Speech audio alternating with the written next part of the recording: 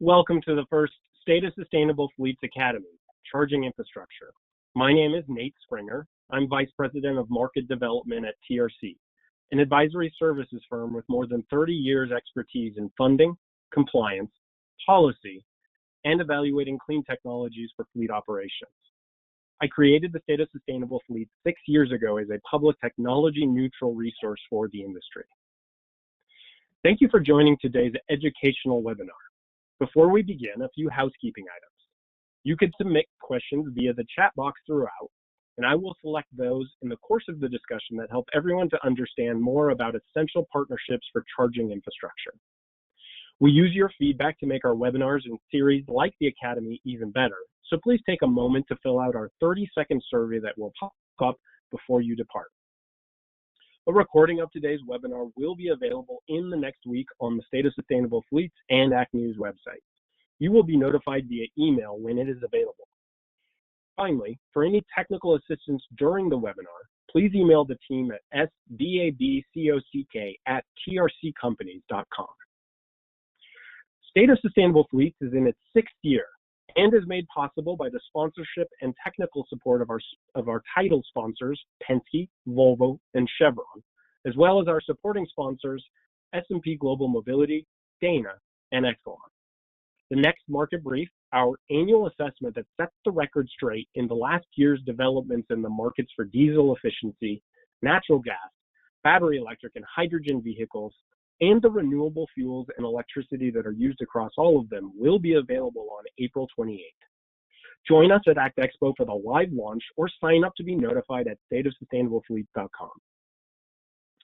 Today's webinar is the second in a 3-part Charging Infrastructure Academy series brought to you by our gold sponsors, Electrada and First Student, and our silver sponsor, Geotab. This is our first State of Sustainable Fleets Academy to provide deeper education on a topic that is critical to the success of one of the technologies covered by State of Sustainable Fleets, battery electric vehicles.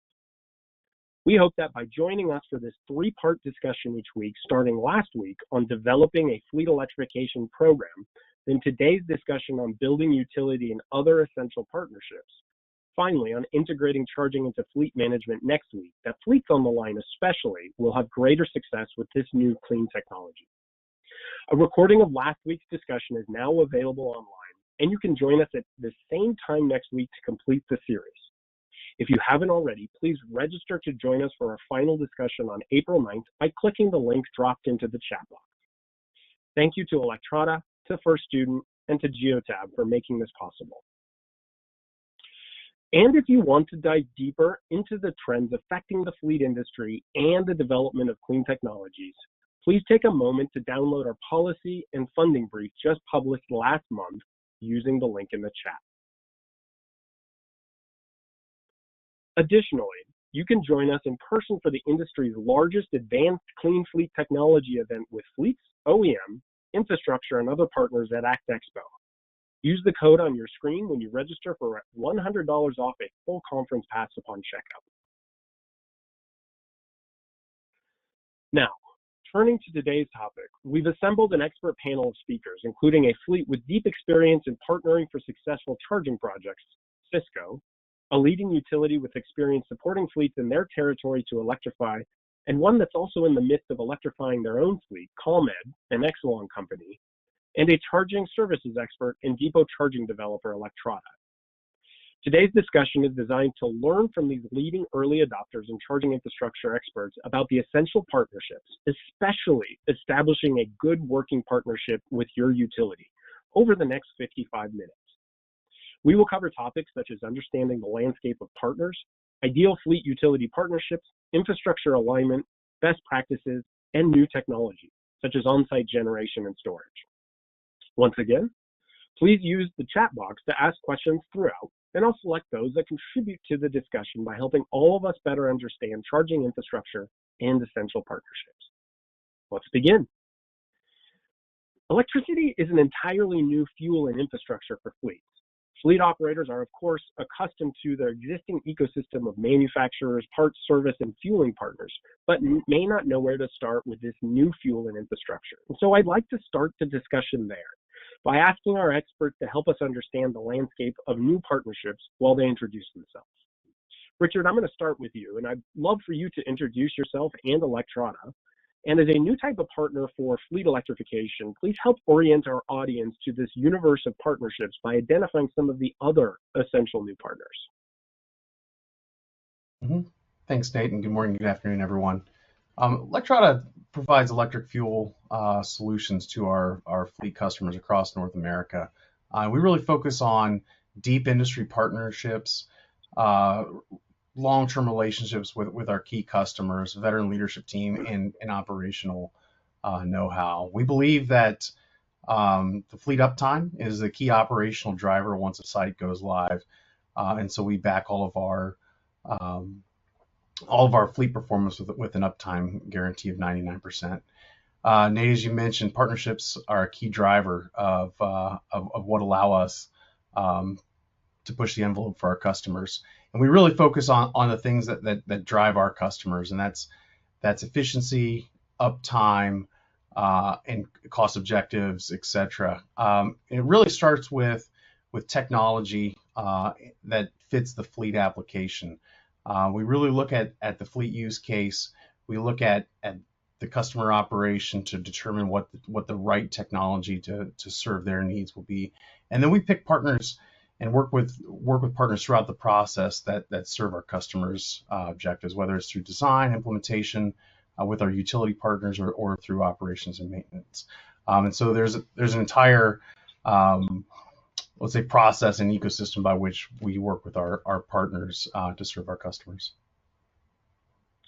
Richard, can you give us a couple of examples of some of those that fleets may or may not be as familiar with for electrification? Yeah, absolutely. And so with every part of the process, there's going to be partners involved that we'll work with, especially when it comes to technology selection, the design process, all the way through getting into operation, and then getting the customer's vehicles on the road. Thank you, Richard. I'm going to turn to Christina and ask you to introduce yourself and ComEd and talk about any other partners that you'd like to add. Now, of course, we will dive deeper into the fleet utility partnership for much of this call. For now, if you could just talk about some of the ways that ComEd is working with these and other partners like Electrada and some that he mentioned, to help fleets in your territory to electrify. Yeah, thank you, Nate, and good morning, everyone. My name is Christina Botero, and I'm the Senior Manager for our Beneficial Electrification team at ComEd.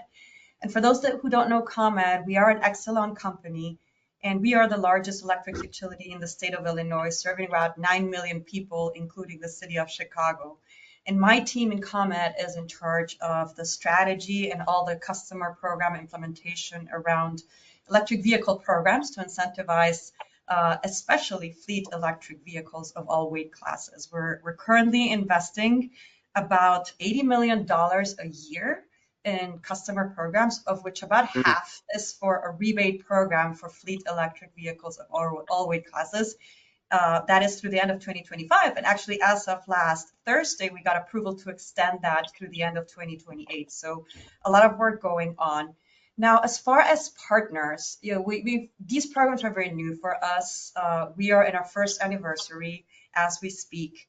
And what we've learned is that really we need to extend our reach with multiple partners. So just to name a few that Richard hasn't mentioned yet. First of all, we work with our implementation contractor, Walker Miller, who is really our boots on the ground, conducting outreach across our service territory next to our external affairs and large customer services teams.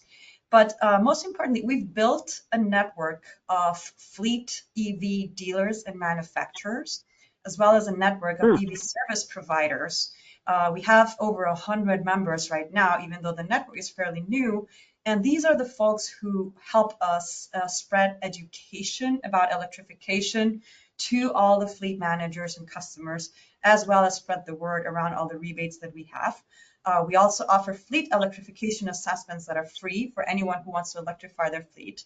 And so they are key partners for us, but we're also working very closely with the state agencies In Illinois, in particular, the Illinois Department of Transportation and the Illinois EPA, they have rebates and programs that are complementary to us, and we want to make sure we stay coordinated in our outreach and in all of our efforts. And then lastly, but not least, is a lot of industry partnerships. So everything from, for example, the Electric Power Research Institute, we're members of it, and through their EVs to Scale program, we're trying to get a better handle of where are these fleets going to come in the future, where is that load going to come, and where do we have more capacity to serve those fleets. But also others like the Illinois School Bus Coalition, the Midwest Clean Diesel Initiative, the Electrification Coalition, you name it. I mean, we found that we really need to approach this problem from all angles and multiple partners. That's fascinating. Thank you for illustrating, highlighting a few of these partnerships. And it really seems you're doing on multiple time scales, longer term planning with some of your EV to scale and maybe partnerships with the state and industry, and then direct real-time project support and planning with the dealership network. So thanks for sharing that. I think that's a perfect segue, in fact, to introduce Stefan from Sysco, give you an opportunity to introduce yourself as someone who has traditional fleet operations experience, but also now deep, heavy-duty electrification experience. And we've already heard about partnering with existing fleet partners, such as OEMs and dealerships, in new ways. Stefan, if you could share how you're working with your traditional partners like those and others in these new ways. Thank you, Nate. Thank you for having me. My name is Stefan Faso. I'm the Director of Fleet Technology here at Sysco Corporation. Probably all of us understand what Sysco does. We are the largest food distributor in North America, and we operate a very large fleet of medium and heavy duty vehicle. So back in 2020-ish, Sysco had a science-based goal to reduce its emission by 27.5%. That's how we started our journey in electrification. And since then, we have planned to deploy or to electrify a portion of our fleet. Today, our main focus is on the semi-tractors, more on the heavy-duty type applications. And then we have deployed more than 120 vehicles here in North America, including Canada. So Sysco is well spread out across the United States, 9 different locations across the United States where we operate electric vehicle, and we just keep going. So for us, what matters first is really starting with the technology evaluation. When we talk about partnership, we want to make sure that we have the partner that can be partner for long term. So the partnership will start with first what is good for Sysco? What does the evaluation of the technology looks like, and how viable and reliable is the technology? Then you have to move on and ask ourselves, how sustainable is that partnership going to be, right? So we're looking at long-term partnership. We're looking at company that is going to be behind the product and behind the solution or the service. One is being deployed and provided. So all that brings people together and strong partner in the industry to provide the solution that is needed for Sysco. We're also looking at the total value added to the business, right? It's not just, hey, this is a nice thing to use. It's good to use. At the end of the day, we have to run a business on a daily basis. Operational efficiency is key to us. So the technology has to fit that envelope. It has to be efficient to operate. It has to be reliable to operate. And then we still have to have support in the back end when needed. So that's how we have approached the problem. We partner with OEM, we partner with charging equipment manufacturer. We also partner with design and engineering firm who can help us with the charging infrastructure. We're looking at various ways to do that, whether it is Sysco made, ready, and operate, or we also can partner with company like Electrada where and when it makes sense. That is something still in the evaluation phase, but everything that would add value, that is going to be more adequate for us. That's helpful to hear, especially the essential role of planning and preparation. It sounds like you're managing a very large fleet across a large geography. Are there any specific examples you can give us of partnering in new ways with existing partners like OEMs and dealerships? So traditionally, when you look at where we purchase our asset, we try to remain consistent also with a partner that we know we have worked with us. So, you can see in the background here on the video, we partner with Daimler. So we have deployed the Daimler e-Cascadia electric vehicle. We partner with trailer manufacturers such as Conmet that have helped us develop trailers. So we keep those partnerships, business as usual, but we also investigate newcomers and new solutions that can provide benefit to Sysco. So the partnership has been on, like mentioned, on what makes sense for Sysco, but what is also sustainable in the long run. So we have, every year we go out, we look at the market, we reevaluate all the players, we reevaluate the partners, and in the end of the day, we decide who is going to be the best fit for Sysco. But this is a process that it doesn't include just Stefan Foster for electrification. It's part of the overall scope at Sysco, from fleet planning, from indirect sourcing, from service warranty. So we have a cross-functional team all embedded into that, because at the end of the day, it's a solution that matters for the organization. That's how we're going to go forward. Absolutely. And I really like this idea of leaning into your existing partners and going on this journey with them. And you've already kind of teed this up. I want to ask the rest of the panelists if you can outline some of the roles that each partner might take for a specific project. Who leads? How are you teaming with your partners, the EPCs, the Electradas, the utility? And this is for either Richard or Christina.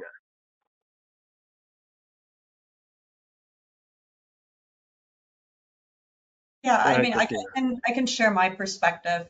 From the utility perspective, if you're thinking about a fleet electrification project, it would really start with oftentimes with a fleet electrification assessment, where we would get in contact with the customer, and ComEd offers the fleet electrification assessments, and that would help them understand how much they're going to save, what's the total cost of ownership, what is the time scale for the infrastructure needed, and so on. So that would be the very beginning of the process.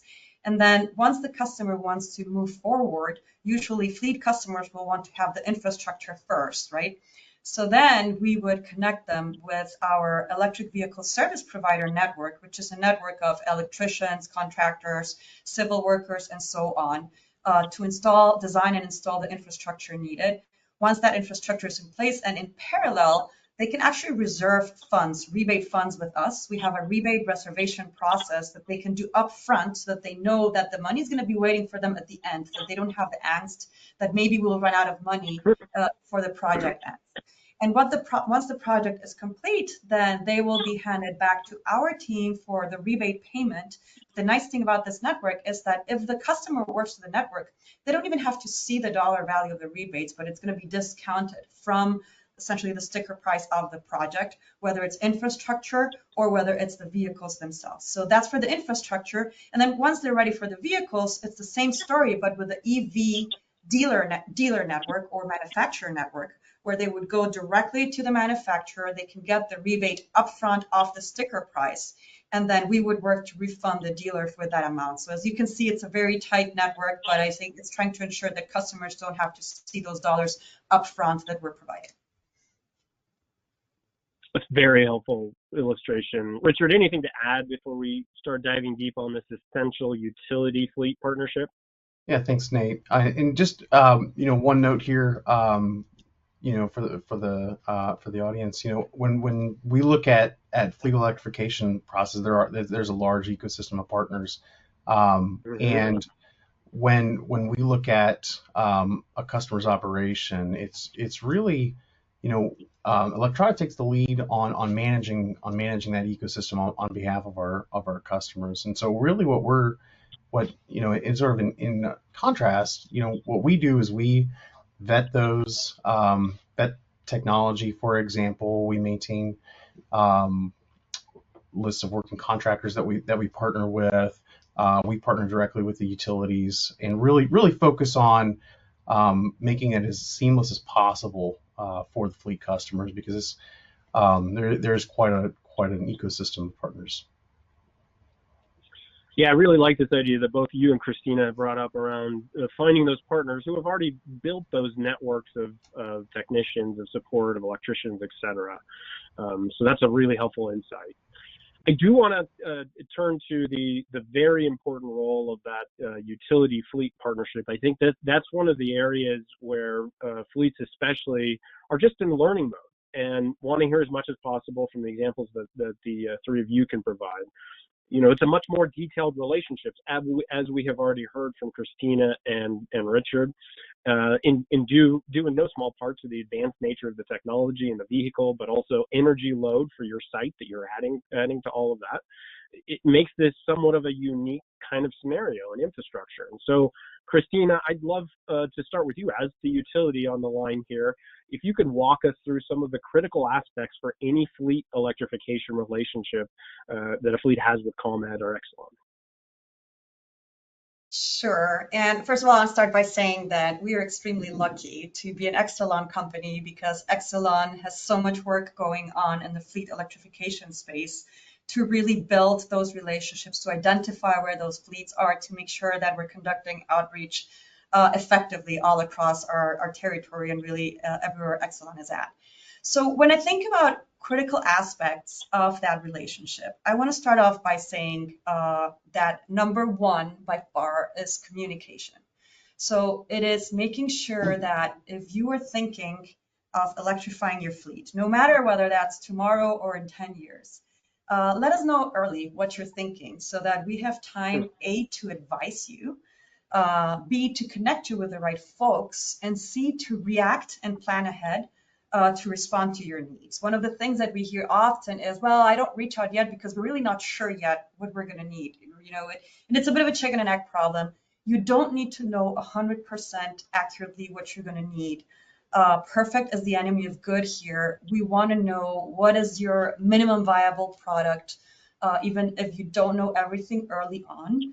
And if something is not working in the current process, let us know. I like to remind people this is all very new. We're still building the processes as we go. So your feedback as far as process goes is critical to us responding to your needs. But my first point is communication. Let us know early. And I want to go back to our membership of EPRI as part of the EVs to Scale. They're just rolling out the GridFast tool, which is meant to enable that communication between fleets and really customers and utilities more easily. So that's a great example of how we can work together. The second one that we found critical, and remember, we're a year into these programs, is engagement. So both the utilities and all the fleet operators should be engaging in industry and community groups to be able to drive their agenda and share best practices with us, again, since this is all a continuous improvement effort. So really encourage you all to be part of those groups. And then third is let us support you. So first of all, we have a ton of resources. I mentioned fleet electrification assessments. They are free. We also have EV load capacity map. That is an interactive map that can show you in what location, how much load capacity there is for installing EV charging infrastructure. So you can use that even before going to new business. So let us help you with that, but also let us help you financially. We offer rebates up to $180,000 for fleet vehicles, and we offer rebates of up to $8,000 per level 2 port and up to $1,000 per kilowatt for fast chargers. So there's so many resources. So let us help you. And then lastly, support us too. Ultimately, we are a regulated utility. And so oftentimes we rely on the support from the various industry groups in our regulatory filings to be able to drive, for example, investments forward. So I think those were the four that I would highlight: communication, engagement, and then mutual support in both directions. Well, and I think that's really reassuring to many fleets who might just be thinking and not have any concrete plans. And you're saying, hey, engage early and often. Let us know as soon as you're just even beginning to think about it, and we'll help walk you through the process. Stefan, what made for your successful relationships with your partner utilities in your first couple of electrification projects?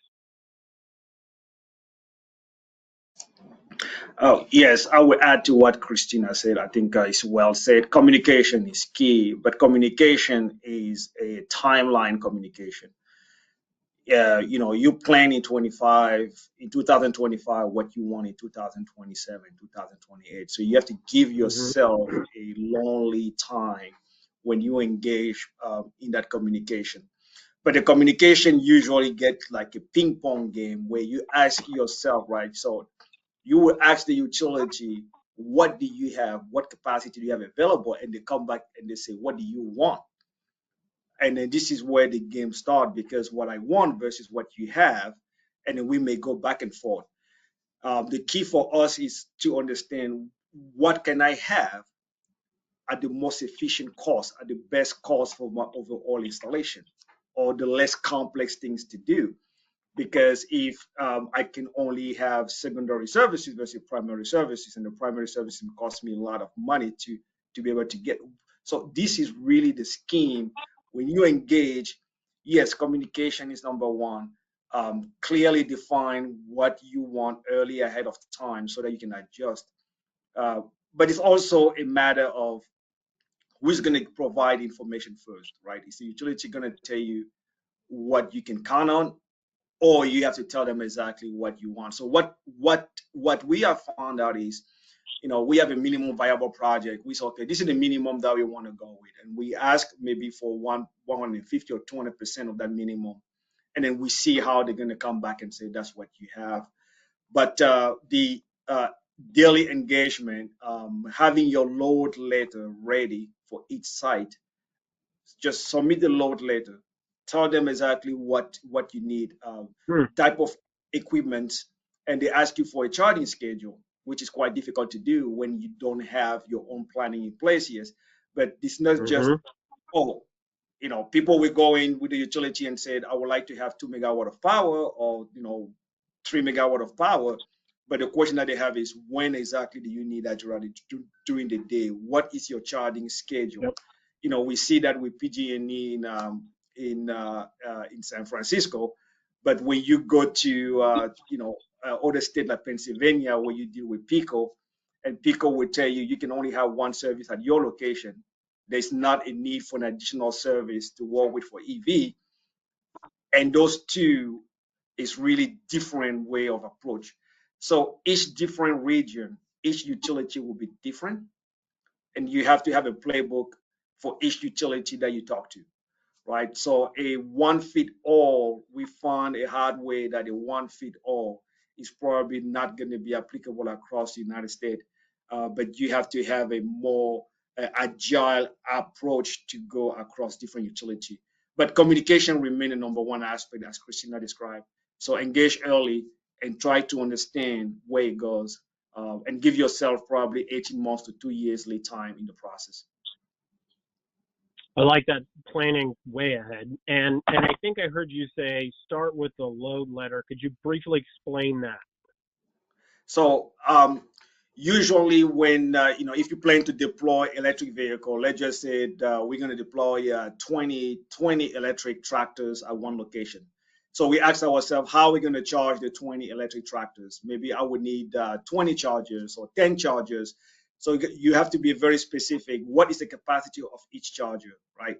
So if I'm going to use 10 chargers at 180 kilowatt each, this is 1800 kilowatt.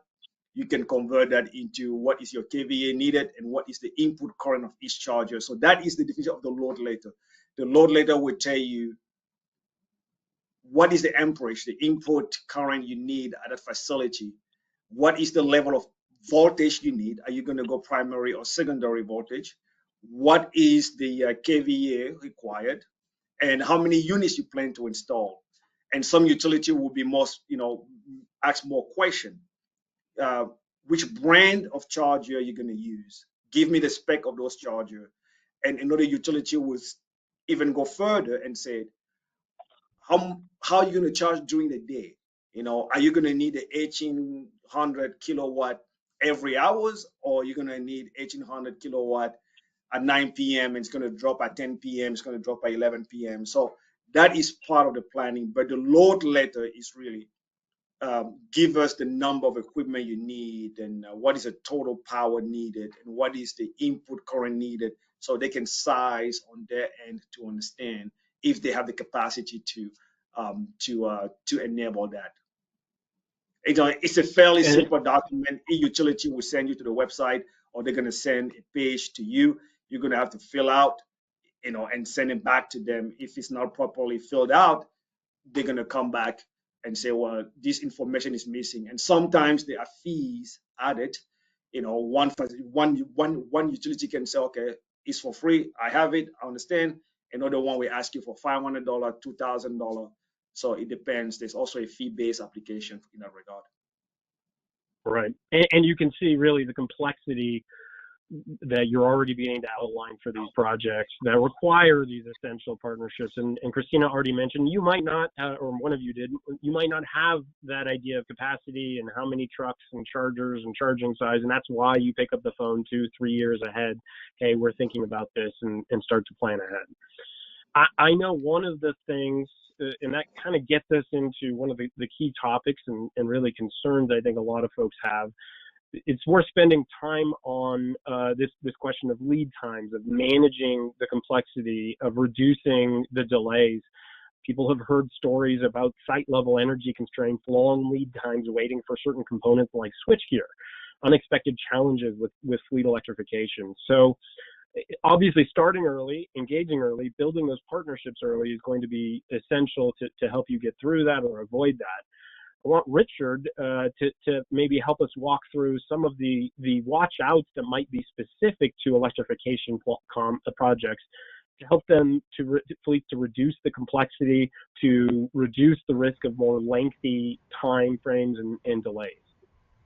Yeah, thanks, Nate, and thanks everybody, and Stefan, for the detailed explanation. And really, when we think about complexity and lead time, what we're really looking at is, weighing all of those factors that Stefan outlined, and others as well. You mentioned lead times, design, coordination, permitting as well. But really, when we look at a site, and when we start with the entire process, what we really focus on are the operation of the fleets, because that's really what dictates quite a lot of the other parameters on sites. And what we try to solve for is what's the most efficient and effective way of delivering energy to the vehicles. And that's really what drives complexity on sites, is either overbuilding, capacity, or right sizing capacity, the utility interaction, all of the other components that feed into that solution. But really, what we have to do, largely, is focus on process. And Stefan got into the detail of some of those processes. And really, what we have to focus on is being proactive in the scheduling side, and proactive in managing what the dependencies are between all the different stakeholders in the process. The key is to be able to proactively anticipate where those bottlenecks and what those requirements are early in the process, and that's where a lot of fleets, there's challenges there, and as Stefan mentioned, there's between different areas, different utilities, those can be different, and just making sure that there's clear communication. I cannot emphasize that enough. That was absolutely a key point. It being clear with what requirements are, what expectations are, and what all the different dependencies are in the process. And Richard, are there any specific or recurring watch outs? Are you talking about really planning to manage that complexity? Mm-hmm. Anything that you're seeing coming up more frequently that fleets can be aware of? Yeah, there's quite a lot between technology, between utility design, between permitting, just interactions between all the different groups. There's not one facet of electrification that exists on its own. It's a very much interconnected, interdisciplinary problem. Definitely. And I want to turn back to Christina here because we've talked already about the essential role of communications and planning ahead. Of one thing that I also hope you'll talk a little bit about is data and information sharing. What do you find are some of the unexpected elements of any of these data, communications, planning, and your collaborations with fleets on electrification? And are there any mismatched expectations? And if so, how do you overcome those?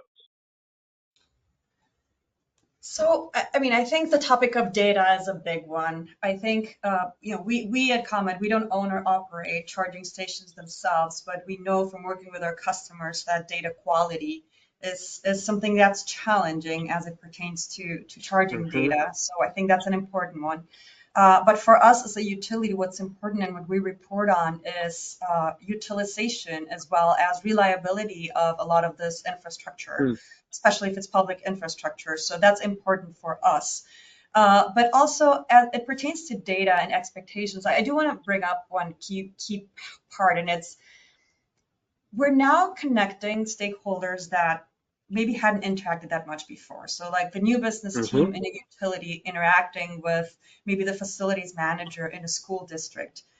They don't speak the same language. So I think a lot of the fleets don't speak our language because historically they haven't had a lot of work together.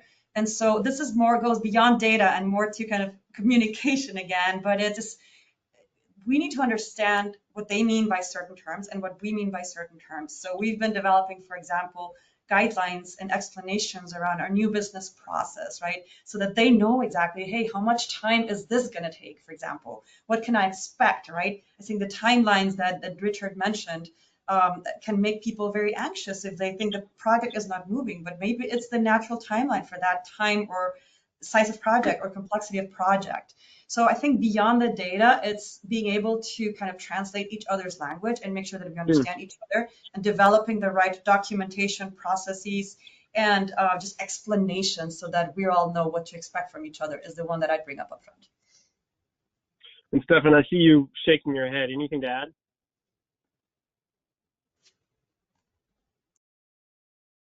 Yeah, I think on the data gathering, especially if you go with a make ready program, there's a compliance in that regard. So the utility is going to force you to share data. Part of the agreement to have them do the portion of the work is on the data interface, and then they would like to have access to the data because they pay for a lot of the infrastructure. And to maybe go back to what Richard mentioned about the planning and the lead time and all the utility implementation. So what we have seen and what we try to learn is still a dilemma to understand who is going to carry the risk in the sourcing of the equipment, right? So if we decide to go secondary, the utility would drive all the secondary portion of the distribution. So they own the transformer, they would like to buy their own switch gear, and then you are at the mercy of the lead time. Whereas if you have a better purchasing capability internally, if you know where to buy the equipment and you decide to go secondary primary service, so you can acquire your own switchgear quickly. You can decide what size of transformer you want to use quickly. So you have a lot more latitude to pick and choose all those medium voltage equipment. So it's a balance, really. What is necessary to speed up the process? What we have found out is, which way do you want to go? Do you want the utility to drive the purchasing, or do you want to be responsible for the purchasing processes? And it's a dilemma that has to be dealt with at every location you go to it and understand how fast the utility are. Sometimes when they have inventory on hand, it goes like this. But if they don't have inventory and they have to stick with one type of equipment, it may take 50 weeks, 62 weeks. So we see that. So when we go, it's always the question, how fast can you do it? Do you have inventory on hand? So that communication should also take into consideration the purchasing aspect between your organization and relying on the utility to procure the equipment. I think that's a super fascinating point in terms of who drives the process, who carries the risk and the cost, and then accordingly, how much control you have over the timeline. All the more important to have those essential partnerships early on, figure that out, have trusted partners like an Electrada, EPC, whomever, to help you sort out who's going to do that. I love this discussion on utilities. I know it's a super essential one. I think we want to bring in some other topics like when you actually electrify the sites and infrastructure alignment. But I also want to get, before we move on from each of you, it's worth hearing your primary advice for any fleet who has never worked with a utility before. Please feel free to share any aspect of your experiences, any key learnings or best practice. Richard, do you want to kick us off? Yeah, I'll kick this one off. Thanks, Nate. So, as Stefan outlined, there's there's quite a bit of complexity, in terms of just the tactics of working with it, and we work a lot with fleets that have gone through some of that, and again, coming back to, depending on the location, the utility, understanding requirements is probably one of the number one things. We'll hit it, touch again on, being very, very clear. And I think Christina mentioned speaking the language and making sure that you really understand all of the process and understand clearly what each of the requirements are from all of the phases through, applications and contracts with the utility, managing dependencies, inspections, all the way through to energization and getting to that point where the fleet can actually operate. I think, one of the things that, just comes to mind is just making sure that requirements are clearly understood and there's very clear and concise communication.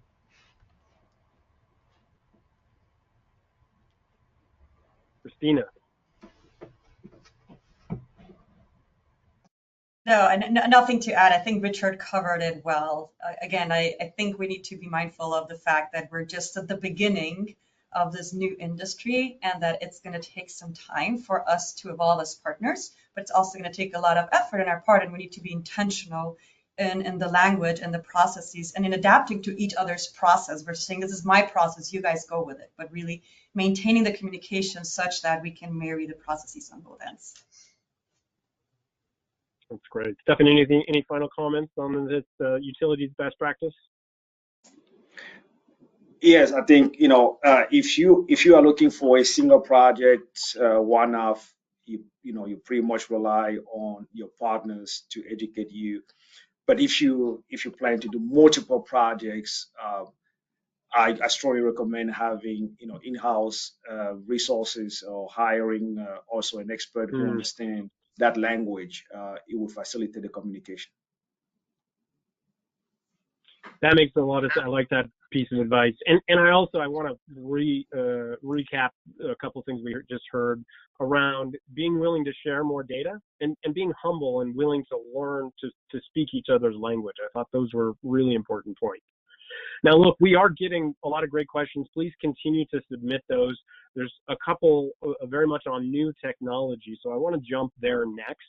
We're seeing a lot of interest in the use of new technologies like microgrids, on-site energy storage, on-site energy generation via solar or even linear generators. We're also seeing new forms of energy exchange, so-called V2G or V2X, vehicle to grid, vehicle to everything, where you're doing bidirectional energy loads. All of these are being evaluated as part of the already complex world of new fleet electrification. And so, Christina, I'd love for you to help us think through and help the fleet audience think through how to be thinking about and using these technologies. How is Exelon thinking about how any fleet on the grid can better curb their large energy needs by using the deployment of new technologies? Excellent question. So I'll start by reminding folks that fleet electric vehicles are a battery on wheels, right? And that many of those batteries on wheels have a pretty short route, pretty predictable timeline, and pretty long parking time where they're doing nothing, school buses being the perfect example. So we at ComEd, as part of our beneficial electrification pilots, are actually piloting school bus V2G right now. And what that means is using the school bus's battery as a resource to the grid while they're being parked, and understanding not only the technology, but what incentive mechanisms would make sense to help school districts electrify more quickly. So that's one great example. And one of the things that our school partners have often brought up is also educating schools that want to electrify on the fact that the meter behind which they essentially install their charging infrastructure is important, because that bus can also potentially be a resiliency resource for some of, for example, the buildings behind the same meter. And in Southern Illinois, that has actually been demonstrated. So vehicle to grid, vehicle to X to anything is something that I think we see, we definitely have interest in. We're prioritizing as part of our next set of investments. Managed charging is another one that I want to bring up. At ComEd, we have a form of passive managed charging, which is through our hourly rates, meaning that we incentivize customers to charge during the times where electricity is cheaper, so that we hope that they move their usage to, for example, the night, and we're seeing that happen. But we also want to evaluate active managed charging, and we are prioritizing that as well as part of our next beneficial electrification plan. And then lastly, one that I personally consider really promising, and which is in its very infancy, it's flexible interconnections. The way that our system works right now is pretty binary, right? Whether there is capacity already today and you can go, or if there isn't, then wait until we build the capacity and then you can interconnect. Depending on the complexity and the location of the project, that can take longer. And so what flexible interconnections would allow to do is, maybe it's just 1 hour of the year where we don't have the capacity, but you're still having to wait for all this infrastructure to being built. So how about we let you connect your charger, and we can curtail your load during that 1 hour based on real-time grid conditions. So I think those are the three that I want to highlight that I perceive to be especially promising. And to be clear on that flexible interconnect, that's basically an opportunity to start sooner, as long as you're comfortable with a little bit of constraint potentially on some of the load until the capacity is built out. That's correct. And one other follow-up question then on this V to G, V to X, you mentioned school districts. When would that be something that school districts or any other fleet would want to think about adding to their project? What are the benefits that it brings? Good question. So right now, our current pilot focuses purely on the technology, but the next set of R&D projects that are kicking off with our second beneficial electrification plan later this year or early next year is also going to focus on the incentive mechanisms, right? So I think right now we want to make sure the technology is there, we understand what's needed, but at the same time, later in the year, early next year, we're going to start looking at what are the incentives mechanisms that are going to make this work. But school districts really see this as one of the things that could significantly drive the incentives that they have to electrify their fleet, given that electric school buses are still pretty expensive. Yeah, okay, that's helpful to hear. Richard, I'd love to hear what Electrada is thinking about. Which new technologies are you considering for today's market, and what makes sense today, and what are some of those that you're thinking and advising your clients, your customers, for a little farther down the road?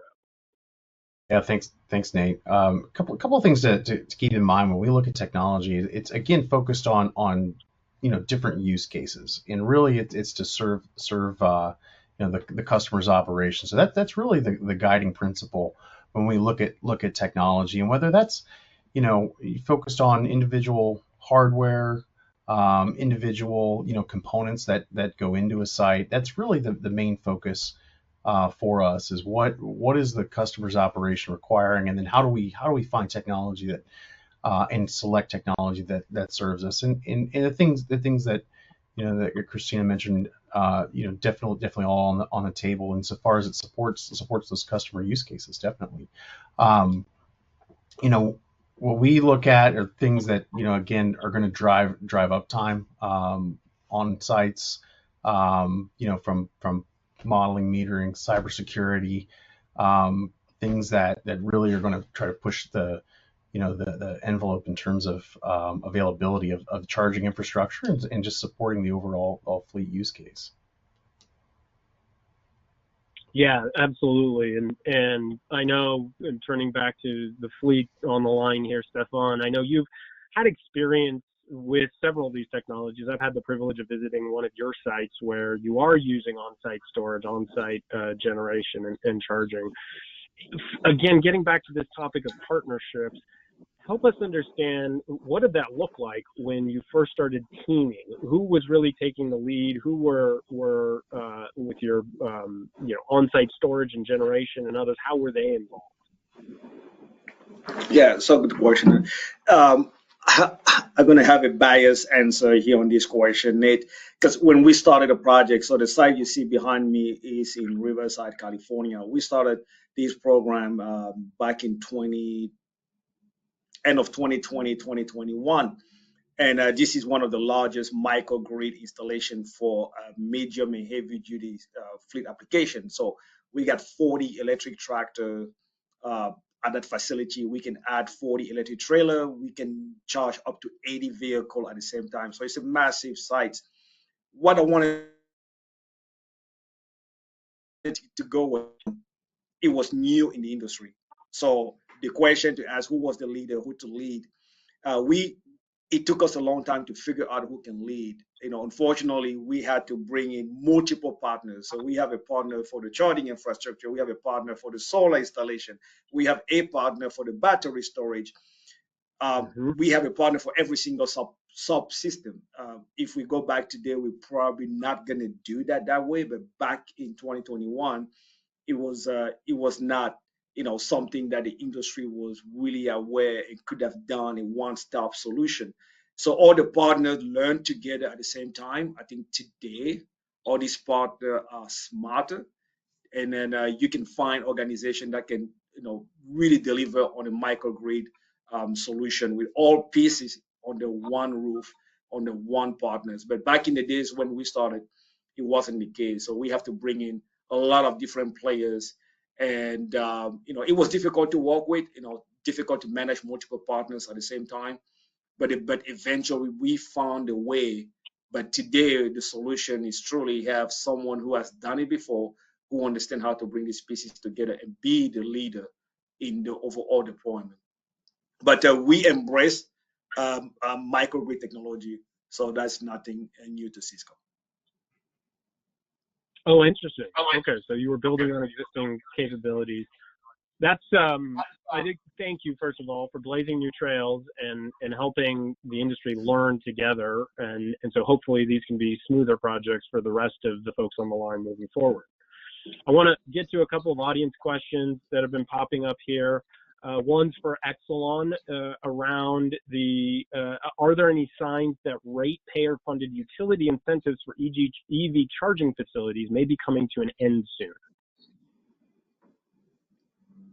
No signs, and in fact, as I mentioned at the beginning, we just received approval last Thursday for our next set of investments that takes us all the way through the year 2028. So we continue to offer great incentives both for residential charging infrastructure as well as for commercial industrial charging infrastructure and fleet electric vehicles, again, just extended to the end of 2028. Right. Okay, so this is something you're committing to, the company's committing to. That's fantastic. Richard, there was one question that came in around energy availability and really understanding. We've gotten some tips on the line about using programs like the EV to scale, and of course contacting your local utility. But what do fleets really need to know about the realities of energy availability? And are there hardware or software choices that Electrada recommends to best service fleets? Thanks for the question. Yeah, absolutely, all of the above. And I think it goes back again to when you look at energy availability, looking at planning, short-term, medium-term, long-term planning, and making sure that you're right sizing a deployment first and foremost. And then what we look at is all the things that Christina and Stefan mentioned in terms of what makes sense for the site to be able to plan what the capacity and the energy availability needs are for both from the utility side and for the fleet customer side as well. So it takes again a holistic approach to that to be able to deliver a solution. Anything to add? Yeah, and one thing I'd love to add that kind of ties to also when we're talking about technology is when it comes to our ability to serve EV load in a certain location. We come a long way in our load forecasting capabilities. Utilities now rely on heavily sophisticated software. And to the extent that over time we can show that we have good confidence in forecasting where that EV load will come, which is tricky, but it's getting better, then I think the more we'll be able to show our regulators that we can do some proactive investments. And there's so many studies that have shown that proactive investments save ratepayers money versus the more reactive investments in the grid. So I think tying kind of technology to availability of that load, I think load forecasting and proactive investment is also something we should be looking at more. That's fantastic to hear. Yeah, that is no doubt a big challenge. Tell us what the future looks like, and I'm glad to hear that you're making big investments in that. We have a ton of questions coming in. We're only going to have time to get to a few of them. One that I think is fantastic we haven't hit upon is what are those relationships and partnerships with the local agencies? Agencies having jurisdiction for the permitting phase. Do you have any examples of partnerships with local agencies that help speed up the process that any of you on the line can offer?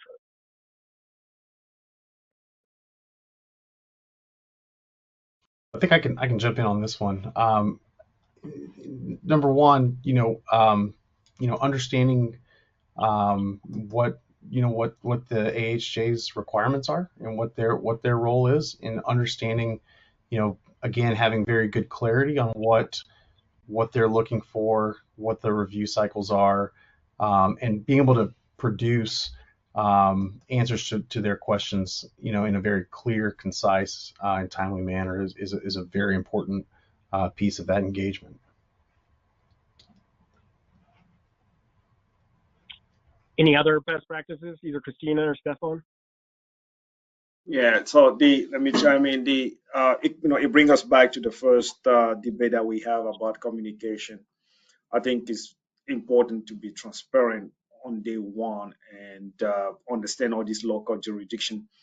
The challenge is really to walk your way through, even through your design phase, and you find out, well, this equipment are not UL listed and cannot be used as designed, or there is something here that is not in accordance to the jurisdiction.